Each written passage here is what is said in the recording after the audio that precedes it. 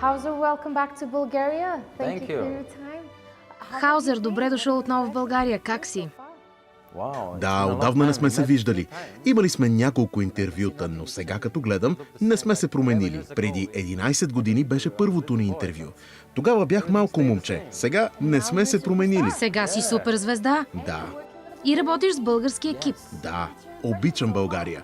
Много пъти съм идвал тук, както с Тучелос, така и сам. Миналата година имах 2 концерта в Пловдив. Българската публика е превъзходна, толкова страстна и изпълнена с любов. Тук се чувствам като у дома си. Какви са впечатленията ти от българския екип, с който работите? Те са невероятни. Подготвят грандиозни неща за бъдещето. Мащабна продукция, грандиозно ново шоу. Тук снимам и няколко видеоклипа, така че се издигам на следващо ниво с български екип. Да, качество на световно ниво. Ще покажем, че България е на върха на света. Което ние вече си го знаем, но ти благодаря. Сега светът ще го научи. Thank you for the kind words. Защо реши да прекъснеш голямото си 3-годишно соло турне с мащабен концерт точно в България?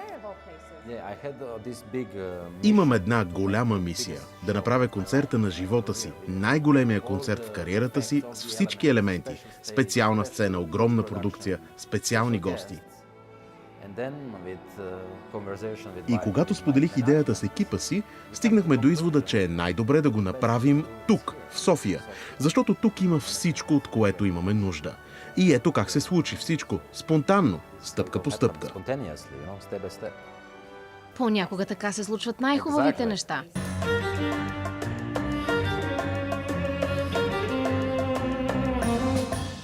Много хора имат склонност да те описват чрез думата бунтар. И сякаш ти също възприе това нарицателно през годините. Смяташ ли се за бунтар? Определено да. Винаги съм бил бунтар. Особено когато растях в среда на класическа музика, свирейки на виолончелото, хората очакват да се държиш по определен начин. Щом свириш на чело, може да си в струнен квартет, следва да свириш симфонии и дъръбъра. И казах не. С чело също можеш да бъдеш рок-звезда. Поп-звезда. Можеш да направиш рок-спектакъл, можеш да си Елвис виолончело, може да свириш AC/DC с челото, можеш да изпълниш която и да е песен в която и да е държава. И аз доказах на всички, че можеш да направиш чудеса с челото. А преди те виждаха челото само еднопластово, само в една посока, а аз показах и други подходи. За това съм бунтар. Предполагам, че и показа на хората, че класически музикант може просто да си свали ризата и да продължи да свири. Точно така, но не и сега. Сега ме нагласиха.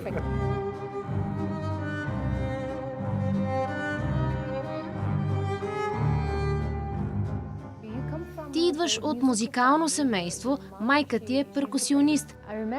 Спомням си, в предишно интервю ми беше разказал за комплиментите, които ти е правила майка ти. Много трогателни, но и доста премерени. Кое е най-милото нещо, което ти е казвала? Тя винаги е била огромна подкрепа. Когато бях малко момче, тя направи всичко възможно да получа добро образование, да имам добри учители. Въпреки че финансовата ни ситуация не беше добра. Те даваха всичко, само и само да ми помогнат.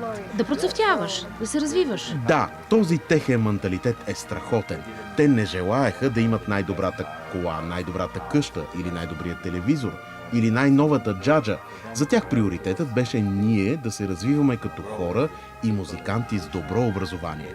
Затова този менталитет е в основата. Колко важно беше за теб да имаш правилния учител, тъй като първият ти учител не е бил човек, който да те мотивира или да те хвали? Да, това е много важно. Не е лесно да попаднеш на правилния учител. Понякога не сте на едно мнение. Спорите. Повечето учители не бяха съгласни с мен. Да, научих основата, как да свиря на челото, каква техника да имам, гамата, етюди, концерти, сонати. Но след това аз имах мой си начин на изразяване. А някои учители просто искат да те сложат в кутия и да те ограничат. Затова бях в постоянни спорове и битки с повечето си учители. Но всички имат важна роля в това аз да науча ново умение на челото. a new skill, on the cello.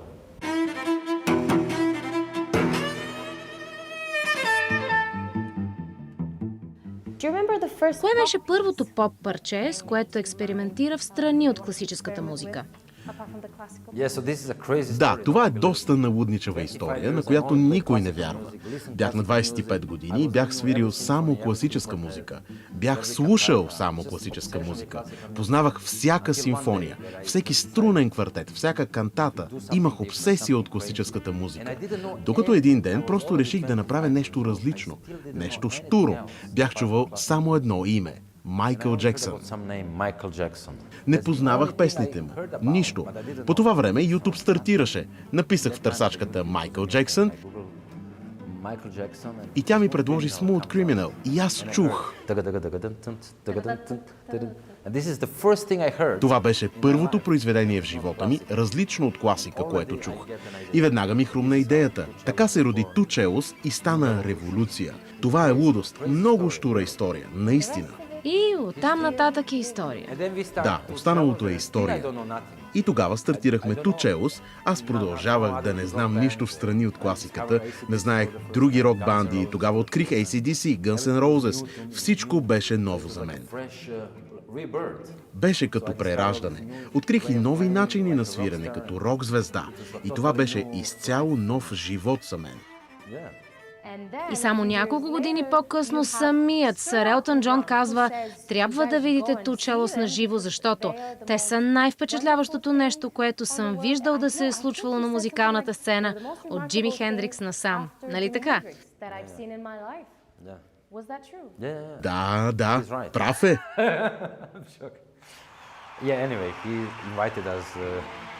Той ни покани да сме част от турнето му в продължение на 4 години и тогава се учих от най-добрите в шоу-бизнеса. Тогава този бизнес беше нещо ново за нас, да свирим пред препълнени арени, с такъв адреналин. Това беше нов живот за нас. Беше лудница, сюрреалистично преживяване.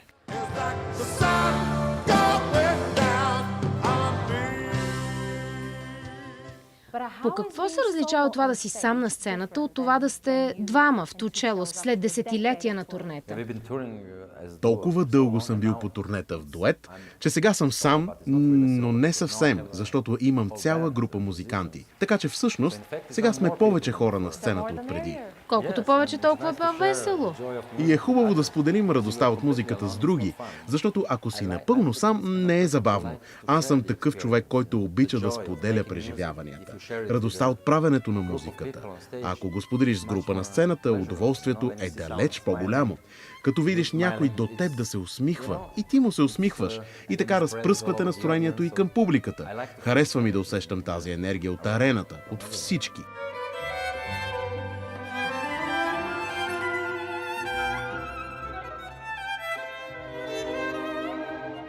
Мога ли да те попитам един личен въпрос, ако обичаш?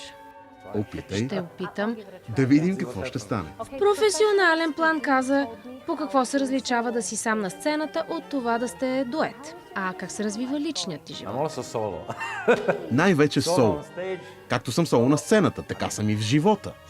Трябва ли да сме тъжни? Не, трябва да сте щастливи за мен. Шегувам се. Както ти казах, че не можех да намеря правилния учител за моите нужди, трудно се намират правилните хора в който и да е аспект. Дори и в любовта е така. Трябва да намериш правилния човек. Аз съм търпелив, чакам, не бързам за никъде и все още търся. Бавно, но славно, без да си давам зор. Да, но дните ти са много натоварени. Няма аз да търся, те трябва да ме намерят. Трябва да се случи спонтанно. Тези неща не могат да се планират.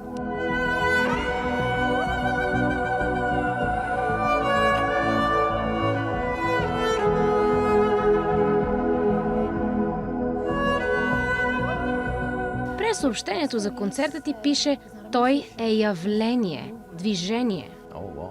О, вау! Имам мисия в живота си – да свързвам и да обединявам публиката по целия свят чрез музиката. Защото музиката е единственото нещо, което всеки може да разбере. Във всяка страна, във всеки край на света. Всеки може да разбере красивата музика. И особено моята, в която няма текст, няма език. Всеки може да възприеме звукът на челото, независимо дали сме в Китай, Индия, Зимбабве, Колумбия, Канада. Всеки разбира звука на челото. Затова е толкова красиво да споделям музиката. И за това стартирахме този проект «Музиката обединява света», където да изсвирим по една песен от всяка страна по света. Това е колосален проект, с толкова много песни, от толкова много страни. Огромно предизвикателство е и изисква много усилия, но ми харесва да го правя, защото научавам неща, които не съм знаел преди. Песни, които не съм чувал преди. Страни, за които не съм знаел преди. Това е наистина проектът на моя живот. Did you pick the Bulgarian song? Ти ли избра българската песен?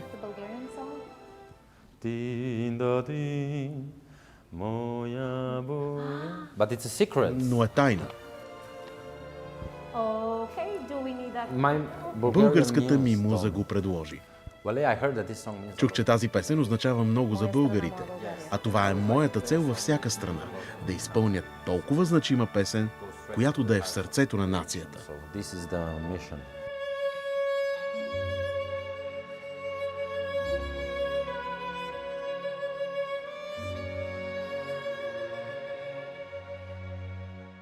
Разкажи ни за мащабния концерт в края на годината, 23 декември. Oh yeah, end of year. О да, в края на годината, на 23 декември. Това ще бъде най-големият концерт в живота ми, защото ще имаме голям продукционен екип, много дълъг сетлист, с повече песни от който и да е друг мой концерт.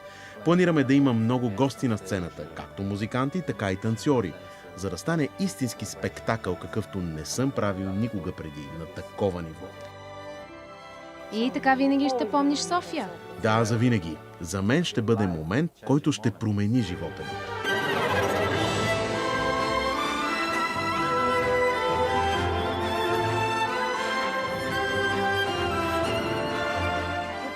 Какво правиш в деня на концерт? Имаш ли специални ритуали? Не особено, защото за мен да съм на сцената винаги е било много естествено. Там ми е удобно. Като дете, на сцената се чувствах по-уверен, отколкото в нормалните дейности в живота. И за мен сцената беше нещо съвсем естествено. Като това да закуся. За едни да закусват или да отидат до магазина или ресторанта е нещо нормално. А за мен нормално беше да се кача на сцената. Нищо особено. Просто ставам, засвирвам и споделям радостта. Усещам любовта от публиката и им я връщам. Come on, Gosha, ne tentale, give more. Dai! And what do you usually do? А какво правиш след концерт обикновено? Glass of champagne. Празнувам с чаша шампанско, надявам се в добра компания, с приятели, празнуваме успеха. Success.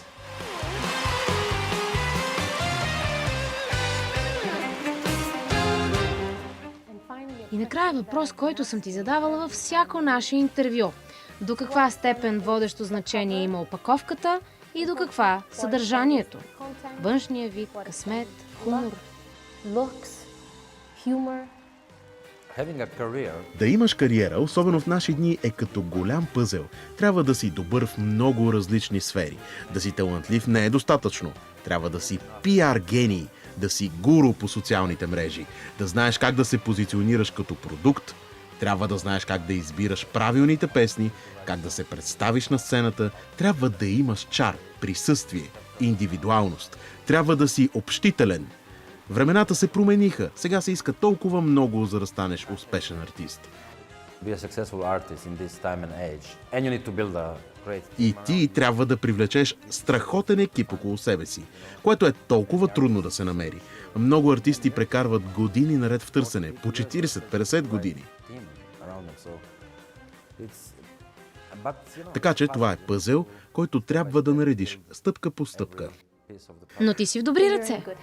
И трябва да си търпелив. Нищо не се случва изведнъж. Първо трябва да изучиш занаята си в продължение на много години, да станеш майстор. И след това, в продължение на много години, да обърнеш внимание и на други аспекти. И след като през цялото време си трупал различни умения, опит и знания, чудото се случва. И пробиваш. Да, става експлозия. На прав път си. Благодаря ти, Хаузер, и на добър час. И аз благодаря и на теб. Ще се видим през декември. See you in December.